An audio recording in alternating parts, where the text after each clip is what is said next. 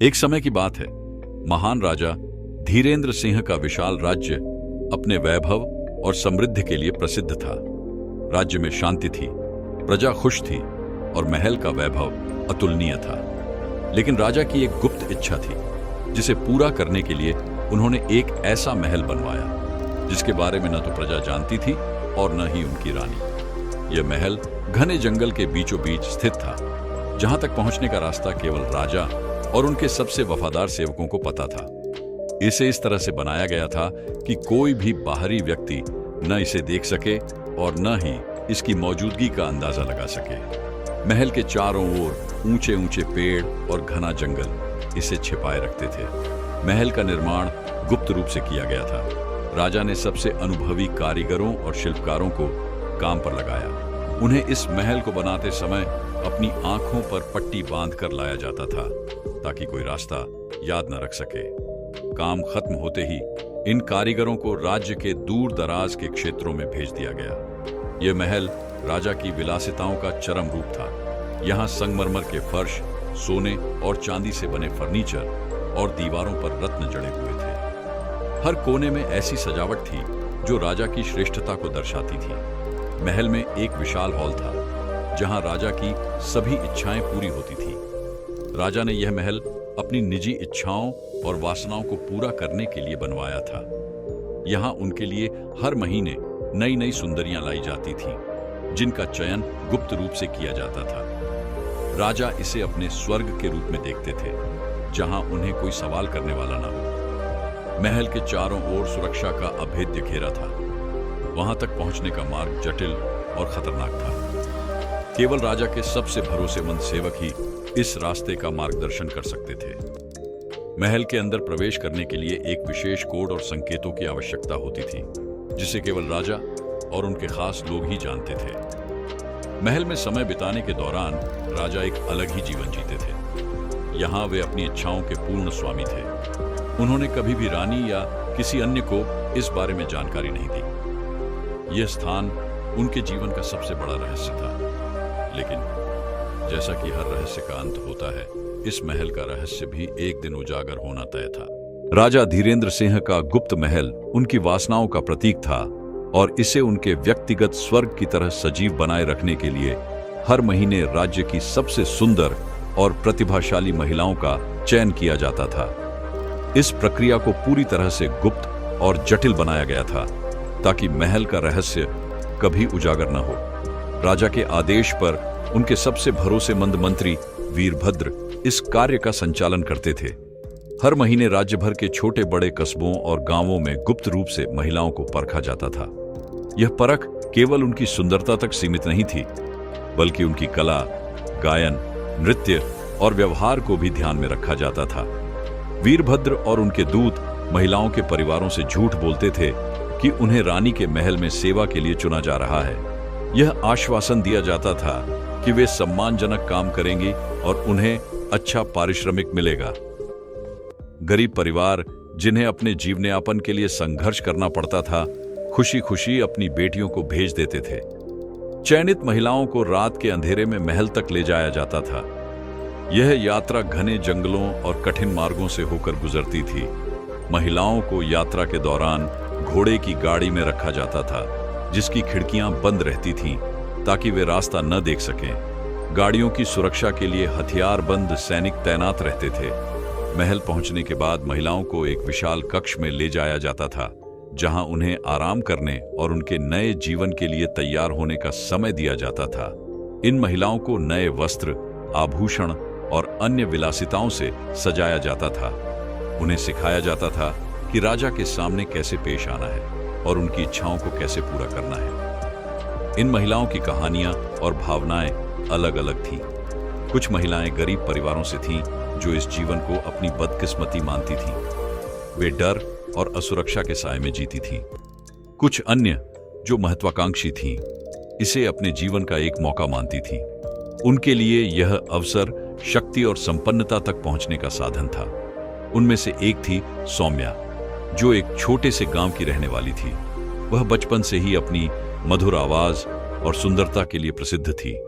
उसके परिवार ने उसे इस उम्मीद से भेजा था कि वह रानी के दरबार में सेवा करेगी और अपने परिवार के लिए सम्मान और धन लाएगी। लेकिन जैसे ही वह महल पहुंची, उसे समझ आया कि यह जगह एक राजमहल नहीं बल्कि एक रहस्यमयी कैद खाना है। सौम्या और अन्य महिलाओं के लिए यह महल एक भ्रमजाल था, चमक धमक से भरा लेकिन भीतर से खाली और उदास। महिलाओं को राजा के सामने पेश किया जाता था। राजा अपनी पसंद के आधार पर उन्हें चुनते थे। उनकी नजरें हर महिला को ऐसे परखती थीं जैसे वे कोई वस्तु हो। सौम्या की मधुर आवाज ने राजा का ध्यान खींचा और उसे राजा के विशेष समूह में शामिल किया गया। लेकिन इस गुप्त महल की चकाचौंध और राजसी जीवन के पीछे छिपे अंधेरे से अनजान ये महिलाएं अपने भविष्य की अनिश्चितता के साथ जीवन की एक नई यात्रा पर निकल पड़ी थीं। राजा की महल में एक ऐसी दासी थी जिसका नाम था चंपा। वह राजा की खास और विश्वास पात्र दासी थी, जिसे अक्सर महल के आंतरिक मामलों में शामिल किया जाता था। चंपा का सुंदर चेहरा और मासूमियत दोनों ही राजा को आकर्षित करते थे, लेकिन चंपा का दिल हमेशा राजा के करीब जाने की ख्वाहिश से भरा हुआ था। राजा के गुप्त महल के बारे में चंपा को हमेशा ही गहरी जिज्ञासा रही थी। उसे यह महसूस हुआ कि राजा के व्यवहार में कुछ बदलाव आया है। वह अपनी रानी से कम मिलने लगा था और अक्सर देर रात महल से बाहर जाता था। चंपा ने कई बार राजा से पूछा भी था, लेकिन उसने हमेशा टालमटोल की। इस रहस्य को लेकर चंपा के मन में कई सवाल थे।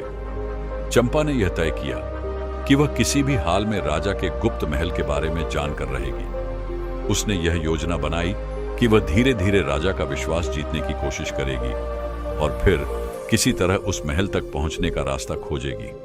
चंपा ने अपनी योजना को अंजाम देने के लिए सबसे पहले राजा के ध्यान को अपनी ओर आकर्षित किया।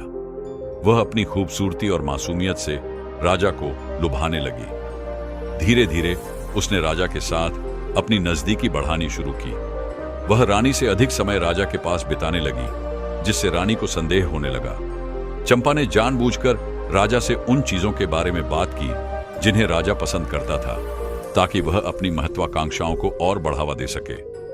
एक दिन चंपा ने राजा से सीधे तौर पर पूछा, महाराज, आपकी आंखों में एक गहरी शांति दिखती है, लेकिन क्या आप कभी अकेले नहीं रहते? क्या आपके पास ऐसा कोई स्थान है जहां आप अपनी इच्छाओं को पूरी कर सकें?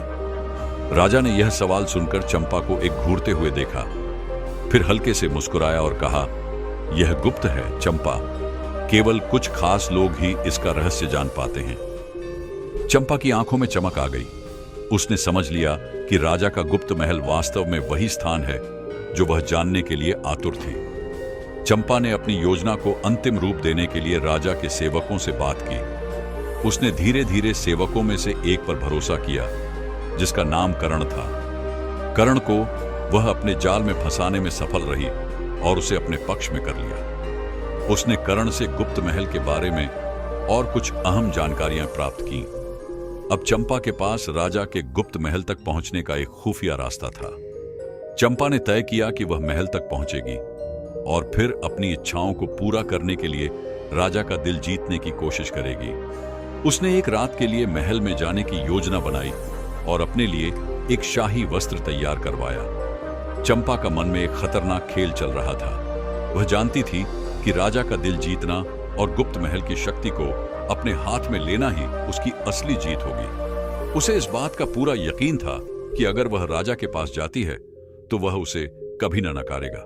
उसकी मासूमियत और सुंदरता, साथ ही राजा के प्रति उसका आकर्षण, सभी को उसकी योजना में सहायक बनेंगे। चंपा ने तय किया कि वह राजा को गुप्त महल के रहस्यों के बारे में जानने के लिए उकसाएगी और उसकी उम्मीदों को अपनी ओर मोड़ेगी।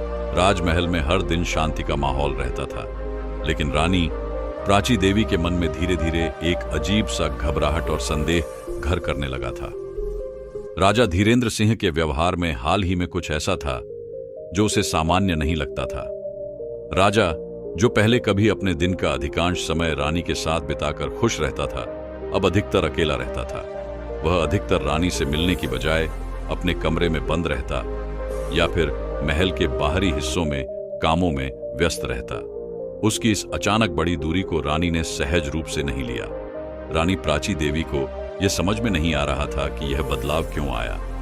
पहले राजा और रानी के बीच अनकही बातें और प्रेम था, लेकिन अब वह परायापन सा महसूस कर रही थी। रानी ने कई बार राजा से इस बारे में बात करने की कोशिश की, लेकिन राजा हमेशा किसी न किसी बहाने से यह मुद्दा टाल देता। रानी को धीरे धीरे यह महसूस हुआ कि राजा किसी रहस्यमयी स्थान की ओर रुझान बढ़ा रहा है, जो उसकी आंखों से छिपा हुआ था।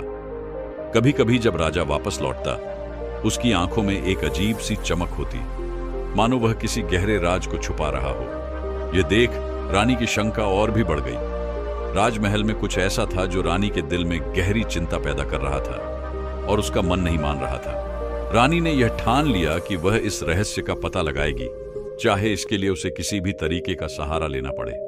रानी ने अपने सबसे विश्वास पात्र जासूस सुनील और माधव को बुलाया। दोनों जासूस रानी के आदेशों का पालन करने में हमेशा तत्पर रहते थे। रानी ने उन्हें आदेश दिया, तुम दोनों राजा के अजीब व्यवहार और महल के गुप्त स्थानों की सच्चाई का पता लगाओ। राजा कहां जाता है, क्या करता है और किससे मिलता है, यह सब जानना होगा। सुनील और माधव ने रानी के आदेशों का पालन करते हुए गुप्त रूप से राजा के दिनचर्या का निरीक्षण करना शुरू किया। वे राजा के हर कदम का पीछा करते, उसे बिना जाने उसके नजदीक रहते। वे राजा के महल से बाहर निकलने के समय और स्थानों को नोट करते और यह भी ध्यान रखते कि वह किससे मिल रहा है। कुछ दिनों बाद सुनील ने रानी को एक चौंकाने वाली जानकारी दी। उसने बताया, महारानी, हमने राजा को उस जंगल की ओर जाते हुए देखा जो महल के पास स्थित है। वह हर रात वहां जाता है और कभी कभी कई घंटों तक वहीं रहता है। यह स्थान सामान्य नहीं है, बल्कि वहां कुछ गुप्त गतिविधियां हो रही हैं। यह जानकारी रानी के लिए एक बड़ा संकेत थी। रानी ने अब और अधिक गंभीरता से महल के गुप्त रहस्यों का पर्दाफाश करने का फैसला किया। रानी ने तुरंत अपनी योजना बनाई। उसने सुनील और माधव से कहा, तुम दोनों उस गुप्त स्थान का पता लगाओ और मुझे पूरी जानकारी दो। मुझे यह समझना है कि राजा क्या कर रहा है और क्यों वह हमें छिपा रहा है। इस प्रकार रानी ने अपने जासूसों को गुप्त महल के बारे में सच्चाई जानने के लिए भेज दिया, लेकिन वह यह नहीं जानती थी कि यह खोज उसे राजा के सबसे बड़े रहस्य से रूबरू कराएगी, जो महल की चुप्पी में घेरा हुआ था। गुप्त महल के रहस्यों से अनजान राजा चंपा के मासूम चेहरे और आकर्षक व्यवहार के प्रति धीरे धीरे आकर्षित होने लगा था। चंपा, जो हमेशा से ही राजा की एक पसंदीदा दासी रही थी, अब उसके साथ समय बिताने के बहाने ढूंढने लगी थी। उसकी नजदीकी और चालाकी राजा के दिल को पिघलाने में कामयाब हो गई थी। चंपा का प्यारा और मासूम व्यवहार राजा के मन में संकोच और शंका को खत्म कर रहा था। उसने धीरे धीरे राजा से बातचीत बढ़ानी शुरू की और उसकी इच्छाओं को समझने की कोशिश की। एक दिन महल के बगीचे में राजा और चंपा की मुलाकात हुई, जहां चंपा ने बड़ी मासूमियत से राजा से पूछा, महाराज, आपको हमेशा इतने गंभीर क्यों रहना पड़ता है? क्या कभी आप आराम नहीं करते? राजा ने हंसी के साथ जवाब दिया, तुम नहीं समझोगी चंपा, एक राजा का जीवन कभी आरामदायक नहीं हो सकता। चंपा ने धीरे से उसकी बात का उत्तर दिया, लेकिन महाराज, कभी कभी थोड़ी राहत हमें फिर से नया जीवन देती है। क्या आपको लगता नहीं कि कुछ पल खुद के लिए बिताए जाने चाहिए? राजा की आंखों में एक अजीब सी चमक थी। उसे महसूस हुआ कि चंपा ने उसकी अंदर की कमजोरी को समझ लिया है। उसके दिल में चंपा के प्रति आकर्षण बढ़ता गया। वह महसूस करने लगा कि शायद उसकी गहरी आत्मीयता और समझ उसे किसी और से अधिक समझ रही है, लेकिन चंपा का मासूमियत के पीछे छिपा हुआ इरादा पूरी तरह से अलग था। चंपा का दिल नहीं, बल्कि उसकी महत्वाकांक्षाएं और योजनाएं राजा के प्रति आकर्षित थीं। उसने गुप्त महल के बारे में जो कुछ भी सुना था, उसे राजा के पास पहुंचने का अपना रास्ता माना था। वह जानती थी कि यदि वह राजा के करीब पहुंच गई तो गुप्त महल तक पहुंचने का रास्ता भी आसान हो जाएगा। चंपा का दिमाग हर कदम पर राजा को और अधिक करीब लाने की योजना बना रहा था। वह जानती थी कि अगर वह राजा की इच्छाओं और भावनाओं को समझ सकेगी तो वह उसे कभी न नकारेगा। धीरे धीरे चंपा ने अपनी योजनाओं को साकार करने के लिए राजा के साथ अधिक समय बिताना शुरू किया। वह महल में उसकी सेवा करती, उसके हर कदम पर उसकी मदद करती और उसे यह एहसास दिलाती कि वह उसके लिए विशेष है।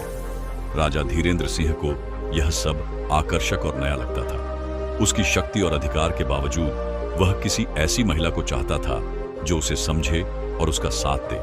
चंपा के मासूम चेहरे और समझदार बातें उसे अंदर से छूने लगी। वह उसके लिए समय निकालने लगा और दोनों के बीच धीरे धीरे एक गहरी नजदीकी बनती गई।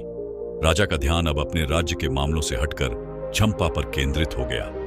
वह उसे महल के बगीचों में सैर पर ले जाता, साथ बैठकर बातें करता और चंपा उसे अपनी छोटी छोटी बातें बताती रहती। राजा को यह सब सुखद और हल्का महसूस होता था, लेकिन चंपा का उद्देश्य एकदम अलग था। चंपा के मन में एक खतरनाक खेल चल रहा था। वह राजा के साथ अपनी नजदीकी बढ़ाकर गुप्त महल के रहस्यों को उजागर करना चाहती थी।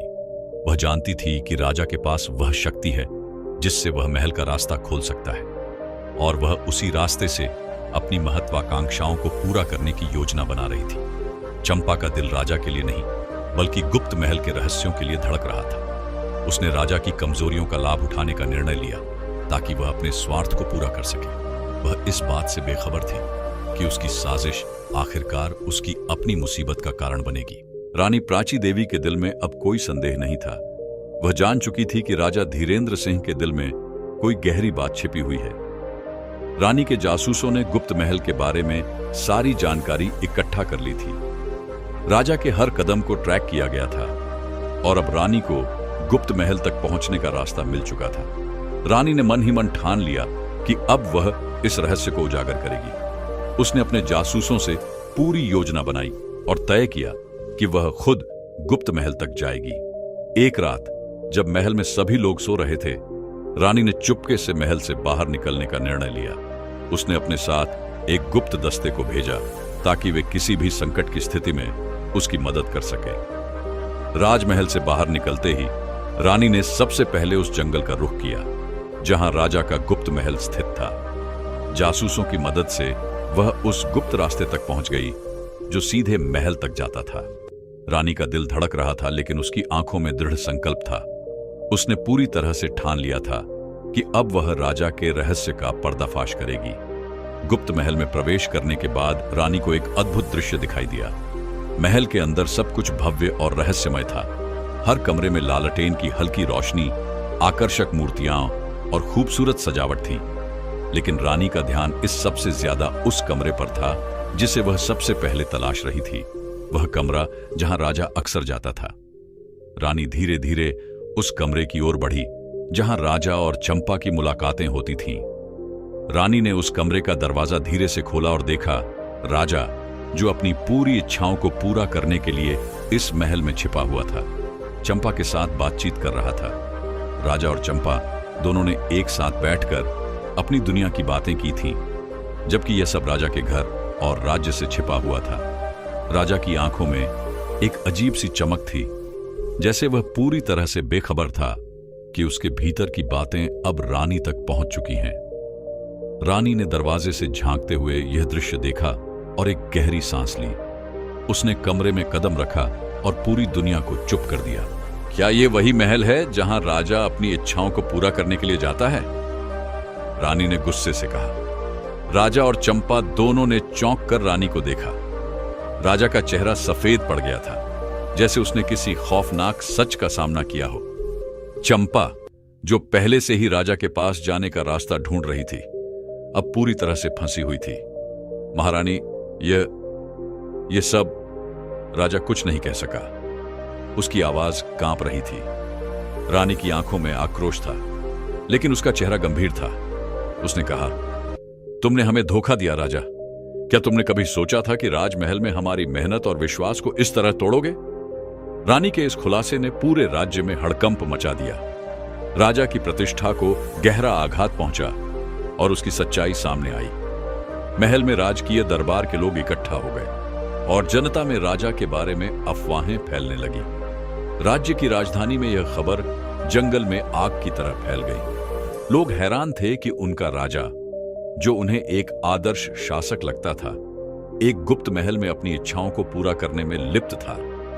रानी के इस साहसिक कदम ने सबको चौंका दिया, लेकिन रानी ने जो किया वह सही था।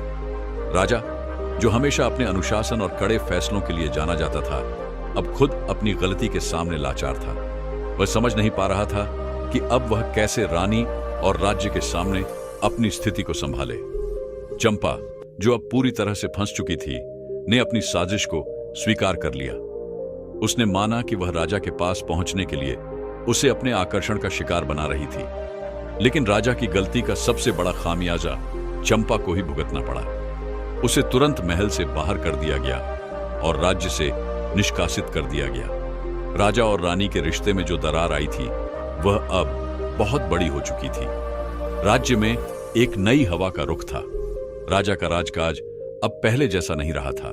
राजा धीरेंद्र सिंह की दुनिया अब बिखरी हुई थी।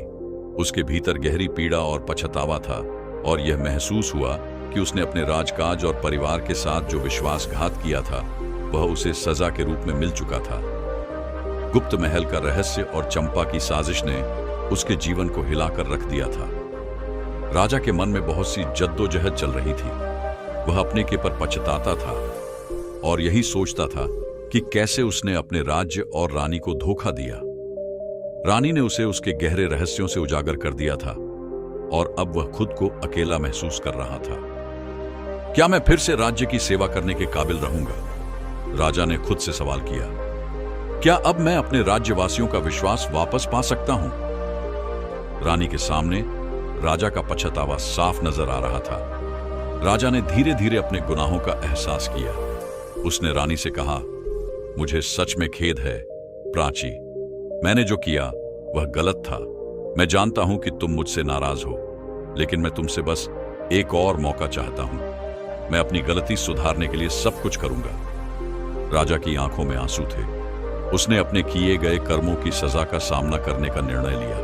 वह जानता था कि उसे अपने राज्य और अपने लोगों के सामने खड़ा होना होगा और उनकी सेवा में अपना जीवन फिर से समर्पित करना होगा।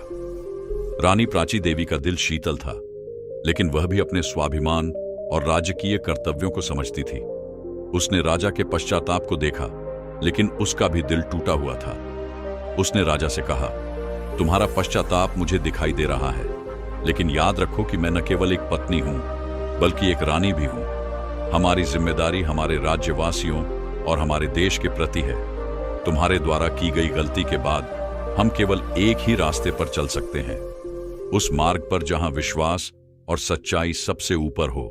रानी ने राजा को चेतावनी दी कि उसे अपने कर्मों के परिणाम भुगतने होंगे, और अगर वह फिर से सत्ता में बने रहना चाहता है तो उसे पूरी तरह से सुधार की दिशा में कदम बढ़ाने होंगे। राजा के बाद चंपा की बारी थी। चंपा, जिसने अपने स्वार्थ के लिए राजा को धोखा दिया था, अब पूरी तरह से अपने कर्मों का सामना कर रही थी। उसकी साजिशों का पर्दाफाश हो चुका था और राज्य ने उसे बाहर कर दिया था। उसे महल से निष्कासित किया गया और उसने अपनी सारी उम्मीदें खो दी थीं। चंपा की साजिश अब रानी और राजा के समक्ष पूरी तरह से बेनकाब हो चुकी थी। वह कोई बड़ी सजा नहीं पाई, लेकिन उसके चेहरे पर अब कोई मुस्कान नहीं थी। राजा ने उसे राज्य से बाहर जाने का आदेश दिया और उसे चेतावनी दी कि अब वह कभी भी महल के पास ना आए। महल में उन महिलाओं का क्या हुआ जिन्हें गुप्त महल में लाया गया था? राजा ने उनके जीवन को सुधारने का निश्चय किया। उसने फैसला लिया कि अब वह इन महिलाओं को उनके जीवन में एक नया मोड़ देगा। राजा ने उन्हें सम्मान और शिक्षा देने का वादा किया ताकि वे समाज में सम्मानजनक स्थान पा सकें। राजा ने राज्य में एक विशेष संस्था स्थापित की जो महिलाओं को शिक्षा, कौशल और आत्मनिर्भर बनने में मदद करती थी। गुप्त महल में लाई गई महिलाओं को अब न केवल एक नया जीवन मिला, बल्कि उन्हें अपनी पहचान और सम्मान भी मिला। राजा ने अपनी गलती से सीखा था कि किसी के व्यक्तिगत सुख के लिए दूसरों का शोषण करना गलत था। उसने अब राज्य की सेवा में खुद को समर्पित किया और लोगों को यह संदेश दिया कि सच्ची शक्ति आत्मसमर्पण और समाज की भलाई में है। कहानी का अंत एक नए आरंभ के रूप में हुआ। राजा और रानी के बीच का रिश्ता एक नई दिशा में बढ़ा। राजा ने अपना सारा ध्यान राज्य के कल्याण और सुधार पर लगाया। वह जानता था कि उसे अपने लोगों के विश्वास को फिर से जीतने के लिए कठिन रास्ते पर चलना होगा। रानी ने भी उसकी सहायता की और दोनों ने मिलकर राज्य में शांति, समृद्धि और न्याय का शासन स्थापित किया। चंपा की साजिश और राजा की गलती के बाद राज्य में एक नया युग शुरू हुआ, जहां सभी को सम्मान, प्रेम और सत्य के मार्ग पर चलने का अवसर मिला। इस प्रकार राजा ने अपनी गलती को सुधारा, और रानी ने अपनी बुद्धिमानी और धैर्य से राज्य को एक नई दिशा दी। यह कहानी हमें यह सिखाती है कि सच्चा पश्चाताप केवल शब्दों से नहीं बल्कि कर्मों से सिद्ध होता है।